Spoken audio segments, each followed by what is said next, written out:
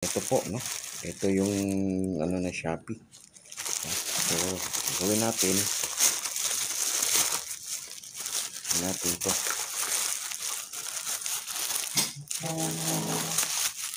Ito po, nakabalot po siya, nakarap.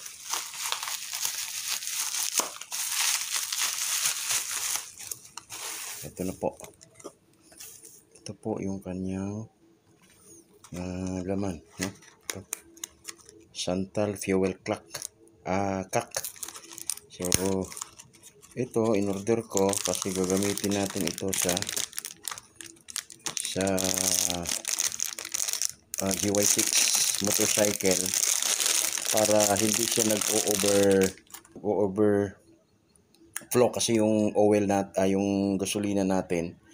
Kaya gagamitin natin to kasi nakita ko kasi sa YouTube lahat ng mga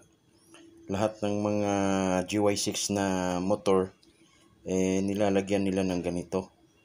So bali ang mangyari po nito, ilalagay natin ito sa ilalagay natin ito, tapos ito,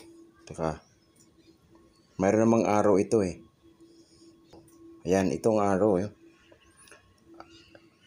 yung arrow. So ibig sabihin mula rito labas siya rito, no? So mula rito lalabas yung fuel dito. So mula sa tangke, so galing dito tangke, at saka yan sa atin mayroon tayong doon, mayroon tayong fuel filter. Then fuel filter, saka ilalagay natin dito yung mula sa tangke ng gasolina, dadaan siya ng fuel filter, then kakabit natin mula fuel filter. So dito yung gasoline po natin na mula sa tangke, saka dito siya lalabas. Ito naman, ito yung papuntang carburetor, no? Ito yung papuntang carb, no? Ang purpose po nito, bakit natin lagyan? Kasi gumagana lang ito pag umaandar lang yung motor. Kasi ang open niya rito pag umaandar yung motor. Ito naman ilalagay naman ito yung portion na to, ilalagay naman ito sa vacuum, no? So yung vacuum nandoon yan sa yung sa elbow, parang doon sa makina. So kabit natin yan dito, pag umaandar yung motor nag-o-open ito, para kasing diagram ang sa laman nito So pag yan sinihigop niya yan, pag hinihigop niya yan, bubuka yung doon, yung diaphragm. Pag once na bumubuka yun, yung gasoline na mula rito, dadaloy na yan. Pag pinatay mo yung motor, hindi na yan, dito hanggang dito lang yung oil, yung fuel niya, no? Hanggang dito lang yung fuel, hindi na lalabas pag naka-off yung engine ng yung motor. Pero ino-open mo, pag nag-open siya, automatic siya na nag-o-open ito kasi vacuum Once nga hinihigop ito, yung parang diaphragm niya dito, iaangat yan. Tapos yung mula sa tangke na gasolina, dadalo yan papuntang karburador. So yan, mamaya ikakabit natin ito at ituturo natin sa inyo kung paano ikakabit ito, kasi mahalaga ito sa ating mga motorsiklo. Lalong-lalo na pag minsan kasi nag-o-overflow yung carburetor natin. Wala tayong, minsan hindi natin ma-off, no? Para automatic shut off siya. Ito, kakabitan natin ng ganito. Ito po yung tinawag natin na fuel cock. Okay? So kabit natin to.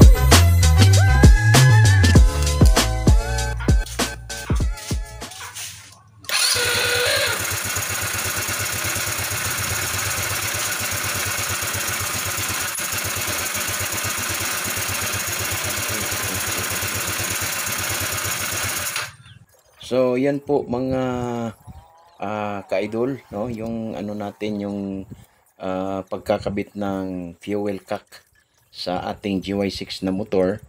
At natutunghayan po ninyo at nakita po natin na maganda naman to, umaandar naman yung makina. Ibig sabihin tama yung pagkakabit natin, no, doon sa vacuum at saka doon sa input ng fuel, no. So yan po, sana po nagustuhan nyo ang video. Paki-share and like po sa ating mga video at paki-pindot po ng notification bell para sa susunod pag nag-upload po tayo dito po sa GY6 na engine, at least mano-notify po kayo. Maraming salamat po at magandang araw sa inyong lahat.